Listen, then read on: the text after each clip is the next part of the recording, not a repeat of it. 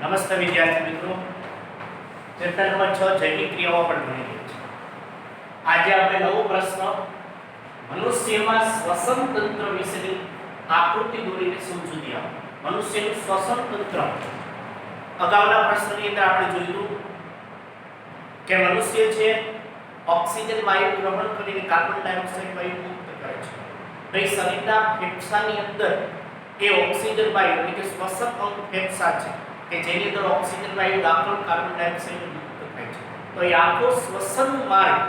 એ કઈ રીતના જોવા મળે છે આપણે આ પ્રશ્નની અંદર સમજી લીધું છે. એટલે કે મનુષ્યનું શ્વસન તંત્ર કહેવામાં આવે છે. ચાલો સૌથી પહેલા આકૃતિને સમજીએ. આ મનુષ્યના શ્વસન તંત્રની આકૃતિ સરળ આકૃતિ દર્શાવેલી છે. આકૃતિની અંદર સૌથી પહેલા અંગો જોઈએ. આ મુખ દર્શાવેલું છે. આ ઉપરના ભાગે નસિકા કોટર કહેવાય. આગળ જઈ તો આ કંઠ નળી, આ ગળાના ભાગમાં સ્વર યંત્ર આવેલું છે. એ સ્વર પેટી આપણે શબ્દ વાપરીએ છીએ. એનાથી આગળ આ કાસ્થિમય વલય જેને ડિંક કહેવામાં આવે છે, જે કાસ્થિની બનેલી હોય છે. નવમા ધોરણની અંદર આપણે જોયું. પછી આમાં આ શ્વાસ નળી, એ શ્વાસ નળી બે ફાટામાં પડે છે. જે શ્વાસ નળી બે ફાટામાં પડતી હોય જેને શ્વાસ વાહિની કહેવામાં આવે છે. એ શ્વાસ વાહિની પાછા જુદા જુદા ફાટામાં પડે છે જેને શ્વાસ નલિકાઓ કહેવામાં આવે છે. આ બધી શ્વાસ નલિકાઓ છે. એ શ્વાસ નલિકાઓ નાના નાના નલિકાઓમાં જેને શ્વાસ વાહિકાઓ કહેવામાં આવે છે. આ બધી શ્વાસ વાહિકાઓ કહેવામાં આવે છે. અને અંતે છેલ્લે આવી ફુગા જેવી રચના કે જે ફુગા જેવી રચના છેડે છે એને વાયુકોષ કહેવામાં આવે છે. શ્વાસ નળી છે આ ફેફસા એટલે એક જોડ ફેફસા એટલે બે ફેફસાની અંદર આ રીતના વિભાજિત થાય છે. આ ફેફસાની અંદર શ્વાસ આવશે, નીચેના ભાગે આ ઉરોદર પટલ જોવામાં આવે છે. આથી મનુષ્યના શ્વસન તંત્રની આકૃતિ એટલે કે મનુષ્યનું શ્વસન માર્ગ દર્શાવેલો છે. ચલો આપણે મનુષ્યનું શ્વસન તંત્ર સમજીએ. ચલો સૌથી પહેલા આપણે સામાન્ય સરળ ભાષામાં સિમ્પલમાં કહીએ તો મનુષ્ય શ્વાસ કઈ જગ્યાએથી લે? નાકમાંથી છે. તો નાકના આ બાહ્ય ભાગ છે જેને નસિકા,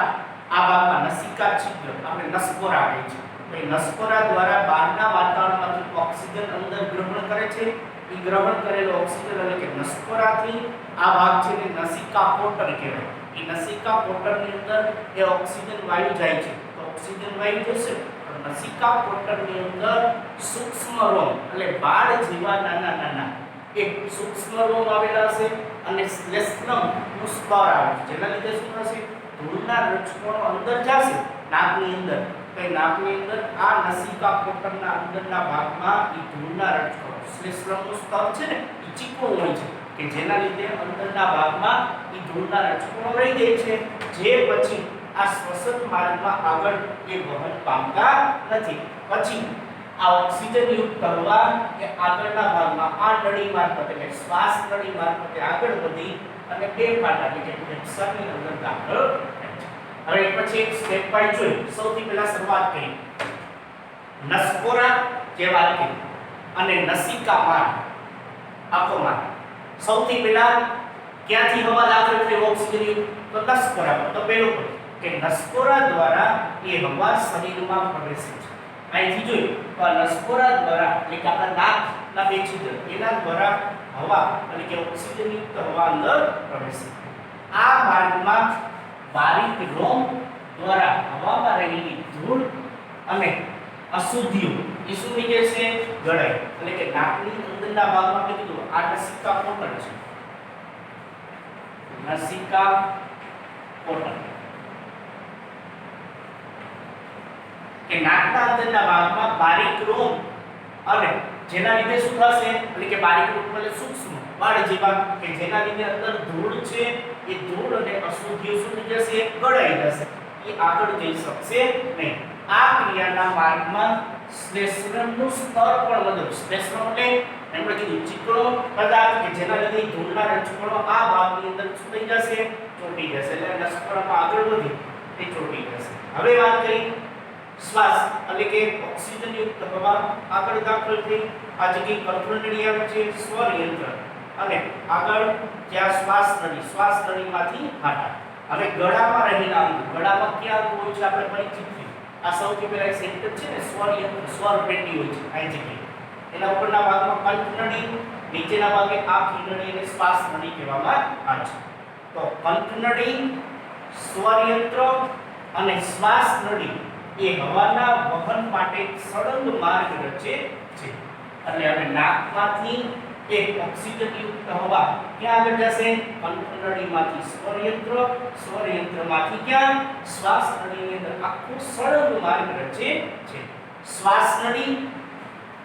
એ ગળાથી ઉરસ્ય ગુહામાં ફેફસા સુધી લંબાયેલું હોય છે અહીંથી જોઈએ તો આ ગળાના આખા ભાગમાં શ્વાસ નળી છે તો આ ફેફસા ઉરસ્ય અને છાતી વાળો ભાગ છે તો એ છાતી વાળા ભાગની અંદર ફેફસા હોય છે તો ફેફસામાં જોઈએ તો શ્વાસ નળી જો આ છાતી વાળો ભાગ છે એમાં ફેફસા આવેલા છે જો કીધું છે શ્વાસ નળી એ ગળાથી ઉરસ્ય ગુહામાં ફેફસા સુધી લંબાયેલી જોવા મળે છે હવે આ ગ્રીવાનો ભાગ ગ્રીવા એટલે સાંકડો ભાગ જે ગળાથી નીચેનો ભાગ ગ્રીવા પ્રદેશમાં રહેલી કાસ્થિ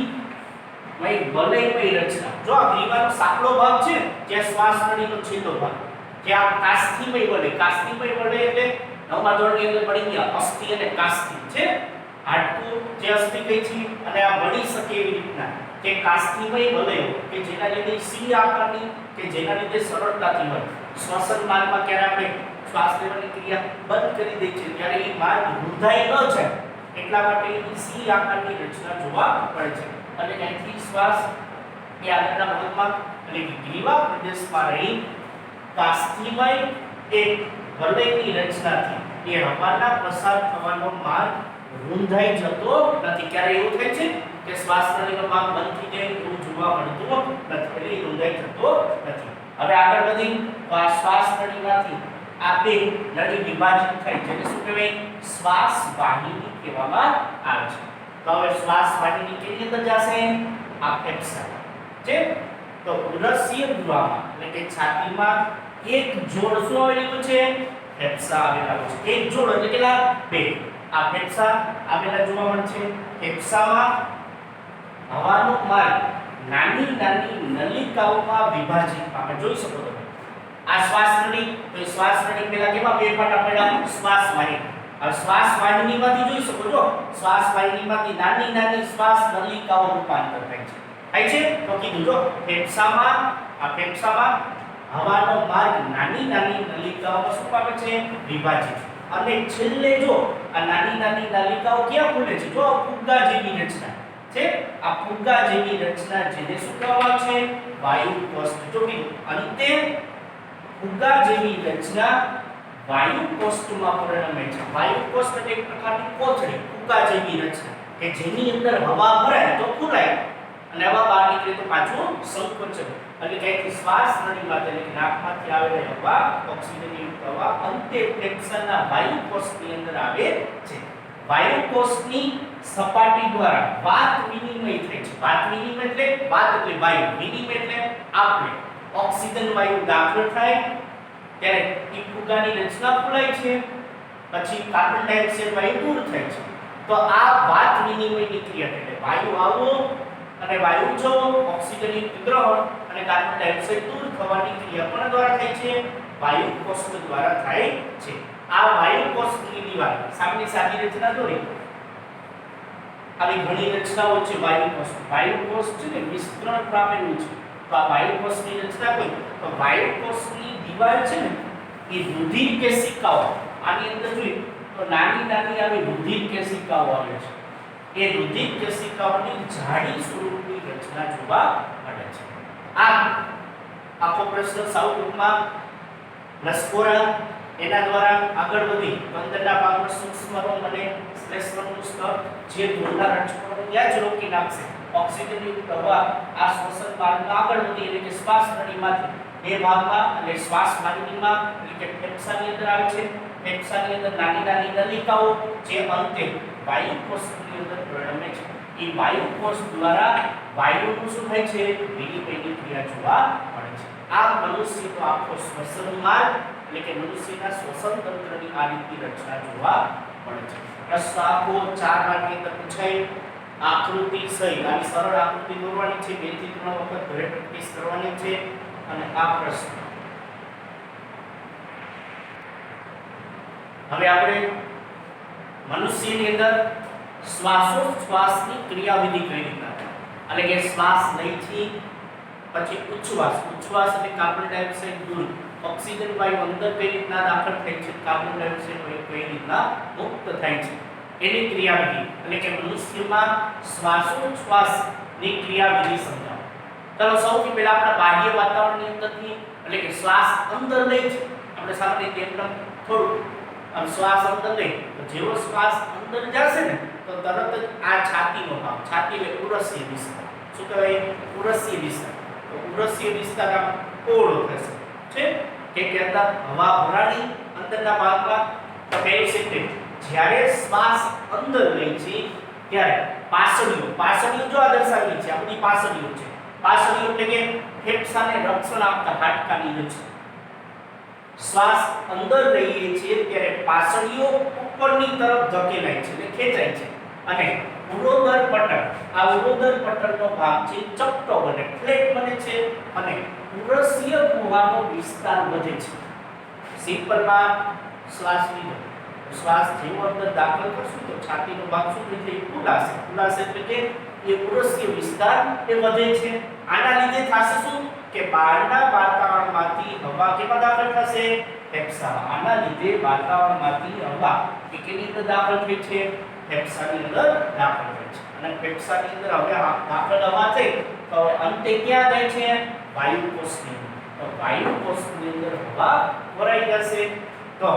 અને વિસ્તરણ પામેલા વાયુકોષની અંદર હવા ભરાઈ જશે આ વાયુકોષ છે એ વાત વિનિમયની સપાટી પૂરી પાડે છે 3 પોઈન્ટ સિમ્પલમાં ફરીથી શ્વાસ અંદર લઈ છે ત્યારે ઓક્સિજન વાયુ અંદર દાખલ થાય છે ત્યારે છાતીનો ભાગ શું થઈ જાય છે ફૂલાય છે એટલે કે વિસ્તરણ પામે છે આ વિસ્તરણ પામે છે અને અંતે કેની અંદર ફેફસાની અંદર હવા દાખલ થઈ છે અને ફેફસામાં અંતિમ ભાગોની અંદર વાયુ કોષ્ટકની અંદર એક ઓક્સિજન યુક્ત હવા ભરાઈ ગઈ કે જે વાયુ કોષ્ટક વાત વિનિમય એટલે વાયુની આપલેની ક્રિયા માટે મદદ કરે છે હવે શરીરની અંદર કાર્બન ડાયોક્સાઇડ યુક્ત રુધિર હશે શરીરમાં કાર્બન ડાયોક્સાઇડ યુક્ત આવેલું રુધિર છે એ વાયુ કોષ્ટક આ વાયુ કોષ્ટક છે એની હવામાં કાર્બન ડાયોક્સાઇડ નું શું કરે છે મુક્ત કરે છે શરીરની અંદર રુધિરમાં કાર્બન ડાયોક્સાઇડ વાયુ એ અવરજવર એટલે કે અંદર દાખલ થતો હોય છે તો એ શું કરશે વાયુ કોષ્ટકની હવામાં કાર્બન ડાયોક્સાઇડ શું કરે છે મુક્ત કરે છે અને વાયુ કોષ્ટકની દીવાલ છે એ આપણે જાણીએ છીએ વાયુ કોષ્ટકની આખી દીવાલ શેની બનેલી રુધિર કેશિકાઓ એ રુધિર કેશિકાઓમાં રુધિરમાં શેનું ગ્રહણ થાય છે ઓક્સિજનનું ગ્રહણ થાય છે સાવ ટૂંકમાં શરીરની અંદર કાર્બન ડાયોક્સાઇડ યુક્ત રુધિરનું વહન થતું હશે કે જે હવામાં આની અંદર મુક્ત કરે છે અને રુધિર કેશિકાઓ બહારથી અહીંથી ફેફસામાંથી એ ઓક્સિજન ગ્રહણ કરે છે હવે ખાસ શું ઓક્સિજન ગ્રહણ થઈ ગયો હવે કાર્બન ડાયોક્સાઇડ વાયુ મુક્ત થવાની ક્રિયા તો હવે ઉરોદર પટલ ઉપરની તરફ ખેંચાય છે ઉરોદર પટલ ઉપરની તરફ ખેંચાય છે અને પાસળીઓ શ્વાસ બહાર કાઢી પાસળીઓ નીચેની તરફ અને ઉરસ્ય ગુહાનો વિસ્તાર શું થશે ઘટે એટલે આપણે શ્વાસ લીધો ત્યારે છાતીવાળો ભાગ ફૂલાડો શ્વાસ બહાર કાઢી ત્યારે છાતીવાળો ભાગ ઘટે એટલે કે ઉરસ્ય વિસ્તાર ઘટે છે આના કારણે ફેફસામાંથી એટલે કે વાતાવરણમાં હવા પાછી શું થાય દૂર એટલે કે શ્વાસ કાર્બન ડાયોક્સાઇડ વાયુ પાછો આ માર્ગે મુક્ત થાય છે આમ શ્વાસોશ્વાસ સમયગાળા એટલે કે શ્વાસ લઈ છે ઉચ્છ્વાસ અને કાર્બન ડાયોક્સાઇડ દૂર કરે છે જ્યારે હવા અંદર અને બહાર આવાગમન એટલે આવજા એટલે અંદર દાખલ થઈ અને બહાર પામે છે ત્યારે ફેફસા કેટલીક હવાનો જથ્થો જાળવી રાખે છે જો ફેફસાની અંદર ઓક્સિજન દાખલ થયો કાર્બન ડાયોક્સાઇડ મુક્ત થયો ત્યારે એની અંદરના ભાગમાં એ ફેફસા હવાનો જથ્થો કેટલો જાળવી રાખવાનું કાર્ય કરે છે તેથી ઓક્સિજનના શોષણ કરી શકે અને કાર્બન ડાયોક્સાઇડ મુક્ત કરવા માટે એને પૂરતો સમય મળી રહે છે સાવ ટૂંકમાં બે માર્કની અંદર પૂછાય કે મનુષ્યમાં શ્વાસોશ્વાસની ક્રિયા એટલે કે શ્વાસ અંદર કેવી રીતે દાખલ થઈ અને બહાર એટલે ઉચ્છ્વાસની ક્રિયા ઓક્સિજન વાયુ ગ્રહણ કાર્બન ડાયોક્સાઇડ વાયુ દૂર થવાની ક્રિયા કઈ રીતના જોવા મળે છે આ ત્રિમાત્રક વસ્તુ. ધન્યવાદ.